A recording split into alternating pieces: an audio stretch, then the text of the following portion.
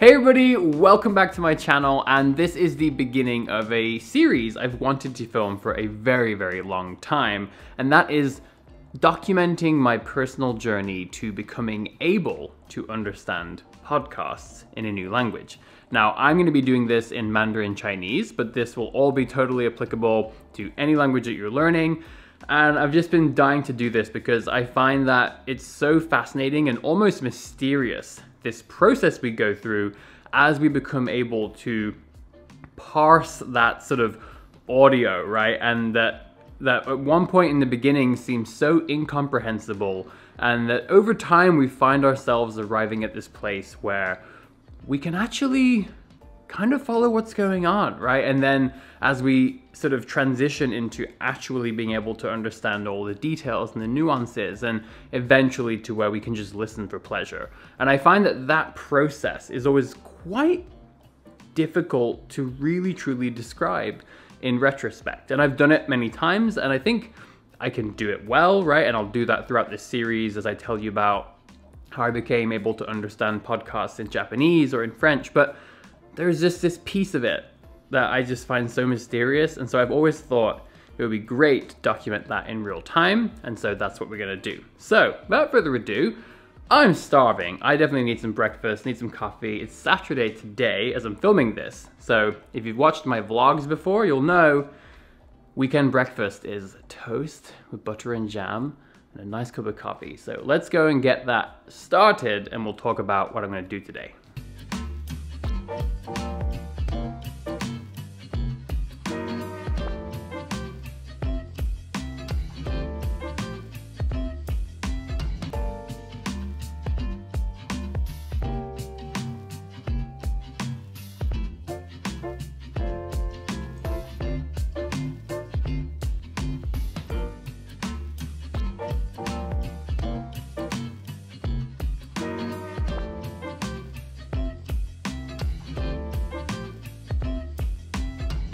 Alright, so I've got my coffee and my toast. Sorry, any of you who watch my vlogs, like I said, you'll know I just love the weekends, love the mornings, love my toast, and of course, love my coffee. So, let's talk a bit about the current situation that I have. So, a lot of you might know I've been documenting my journey learning Mandarin Chinese for over 2 years now. I really need to go back and see exactly when I started.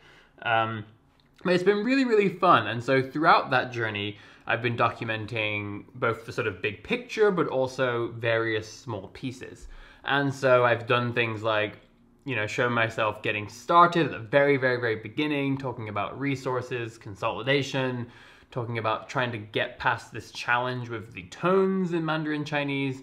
I documented my very first attempt at speaking, documented my first actual conversation, and I even documented making a little thank you card for the lovely people at my local Taiwanese bento shop when they were just there making lovely, awesome, delightful food for people even during the really hard times in 2020 when things were very unknown. And so I've really just tried to document lots of stuff.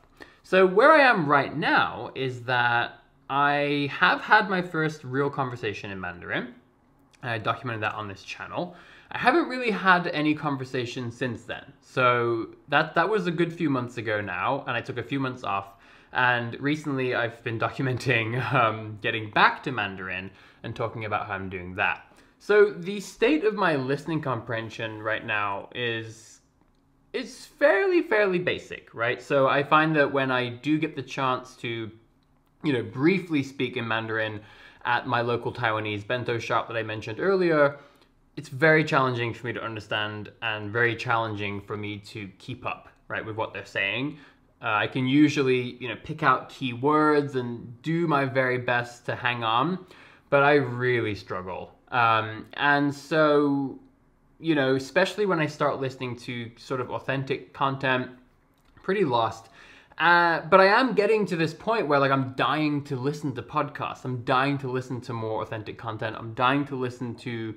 It doesn't even have to be authentic content in the sense that it's for native speakers, but just people speaking about real life things in Mandarin Chinese, right? So not like a staged dialogue or a scripted, story or something from a textbook. Like, even if it's in slowed down Mandarin, even if it's made to be a little bit simpler, but just something that's real, right? And so I have tried listening to some native speaker, level podcasts. Like, I found one called Bear Talk that seems really, really nice, seems very popular. I also found another one that I'll put the name for it right here because I can't remember it right now, but it's basically two women in Taiwan just sort of having conversations with each other. That one's also really fun. But I can barely follow. Give me just one sec.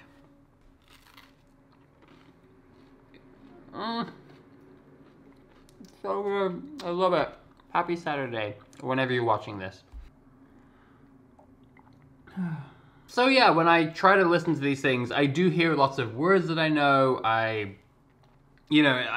try my best. Sometimes I can vaguely follow. I will say that if the title is like in English, like some of the Bear Talk episodes, I think there was like an English title, or there's like another episode that's in English that's similar. So just knowing the title sometimes helps me kind of hang on a bit longer, but I will inevitably get lost. So that stuff is, I think, too hard for me right now. I could probably, brute force my way in and be determined and, try to transcribe it and all this stuff. But I think that I need something a little bit more suitable to my level. So I did just the other day, it was just yesterday, I was walking around and I found this podcast called Inspire Mandarin. And I really, really like it. And, it's actually in a sort of slowed down pace. There's this relaxing music in the background. It's really pleasant to listen to. And I am focusing on the sort of Taiwanese flavor of Mandarin. And so she actually speaks in a Taiwanese accent as well, so even better for me. Although I like to get exposure to all sorts of different dialects and accents and stuff, but this is sort of my primary focus, so it's great. And so I decided to just pick an episode of this that looked nice. So I found one that was about doing the same thing every day. And so I listened to it a couple times through, and I can definitely tell that she's discussing things like building habits and sort of daily routines and rituals, which is right up my alley. So I thought that would be a wonderful place to begin. So what I'm going to do now is I'm going to have my breakfast, my coffee. Oh God, I love it. And I'm actually going to try my best to transcribe that episode. Now, they're really short. Most of them are about 9 to 10 minutes long. So really nice and sort of digestible, hopefully.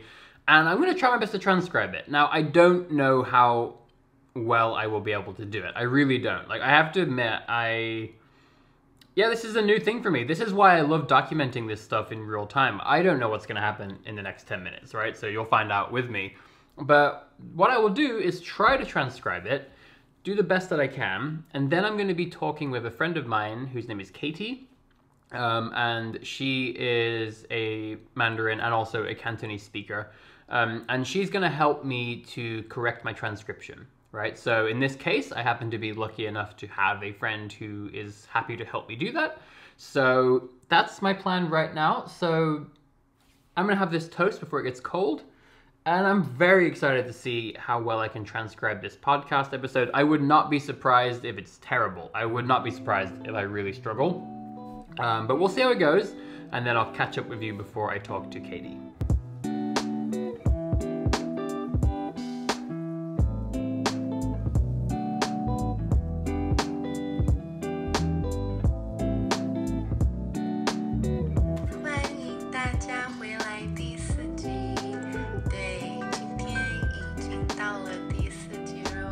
So what I'm doing so far is basically I've set up a little page inside of Notion, a master page for this whole sort of journey, but then I've got, a step 1 for transcribing these Inspire Mandarin podcast episodes. And so yeah, I've just kind of gotten started. I'm just listening to the podcast like over here. 欢迎大家回来第4集。So yeah, she's speaking a little bit more slowly, very clearly. It's really, really nice. And so what I'm doing is trying my best to type out what she's saying in Mandarin Chinese. But then when there are words that I'm not sure about, either I don't know the word or I'm not 100% confident that I've heard the correct sounds, I'll write them in English first, or in pinyin, but not even with accent characters, just for being quicker.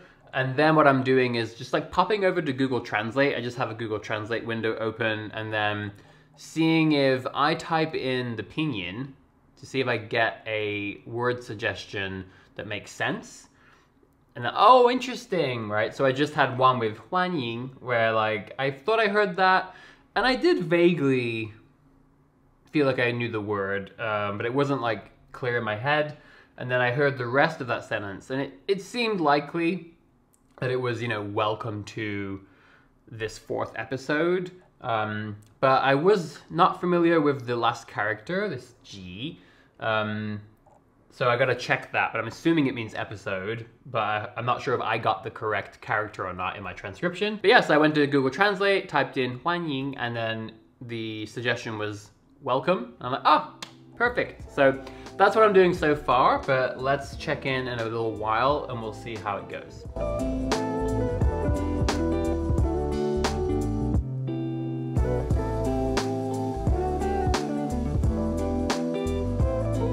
So that was really, really interesting. I have to admit, that was actually better than I expected. So yeah, basically, as I mentioned, I started out just sort of typing things in Mandarin, and then whenever I was not sure of the character or if I got the sound correct to begin with, then I would sort of write it in pinyin, just without the tonal marks. To be honest though, I had very few cases where I just wasn't sure of the sound. So in most cases, I felt pretty sure the sound I was hearing, but I didn't know whether I got the character correct, right? Just because some guessing involved. So what I did is I started basically highlighting the words that were new. So every time I got a word like 欢迎, where I know for sure that that's the correct word, it was a new thing for me, so I highlighted that in green and I started leaving comments. So I left a comment with the English translation for myself later. And then as I was transcribing and as I was hearing things that I wasn't sure about, what I did is I highlighted them in red so that I know to come back and take a look. And then words that I knew were correct, and these are words that I've learned, but for some reason, either I couldn't quite think of the meaning, or maybe I wasn't really sure exactly what the meaning was in this context, I put an orange highlight on those. And so basically, as I was going through, I would periodically sort of go back, look up some translations, do some highlighting, leave some comments, and basically just was going through the episode. And yeah, it really wasn't too bad. I have to say, this is one of the reasons why I really enjoy this transcription method at this stage, because a lot of the stuff that I just transcribed, I understood it without even needing any dictionary, any help. But the thing is that when I listened to it just spontaneously, right? So last night I was cooking, so I listened to it while I was cooking. I listened to it like 2 or 3 times and I struggled to keep up. And so this really helps because it shows you that in a lot of cases, I do understand many of the words. I understand enough of the words and enough of the constructions and sentence patterns to comprehend this content. There's just something about whether it's the speed, right? Whether it's the stress, because when you listen to something and your hands are busy, so you can't pause it, can't go back, there's this pressure like, I just have to try my best to understand it. There are all these other factors. You know, maybe I always think of it as like my brain's processing power in Mandarin Chinese, right? Like I don't have enough processing power. I don't have enough RAM to like store things in this immediate short-term memory, keep track of what's going on, and process this incoming language into meaning, right? So I love this exercise because it helps me to see that. It helps me to actually gain a bit of confidence knowing, oh, I do actually understand quite a lot of this. And so it allows me to really focus on fine-tuning that process, right? Like building that comprehension, building up that RAM, that processing speed and power that I have. So that was really fun. But of course, as you probably saw in the B-roll there, like I did learn some new words, and that's fantastic. I reviewed some words that I had learned but had forgotten, or I didn't know the meaning in this context, so strengthening my global understanding of certain vocab. And then I do have a bunch of stuff that I'm just not sure about, and that's why we have my friend Katie, who will help me to now go and sort of, perfect and correct this transcript. So really excited about that. This video has already gotten quite long, so I think what I'll do is cut this episode here, and I'll see you in the next episode, and we'll talk about this next step where I'll be going through with Katie and getting my corrected transcription. And then after that, we'll talk about how I'm going to use this transcript to improve.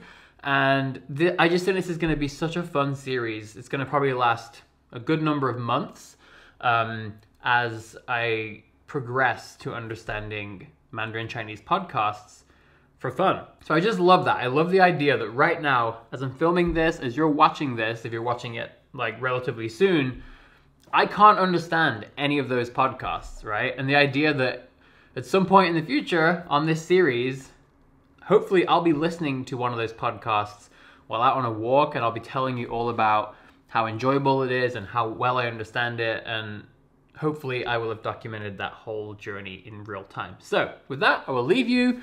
Coffee cup is empty, so I'll just say cheers. I'll see you in the next episode. I hope you like this series. Please let me know your thoughts and subscribe, like, comment if you feel so inclined.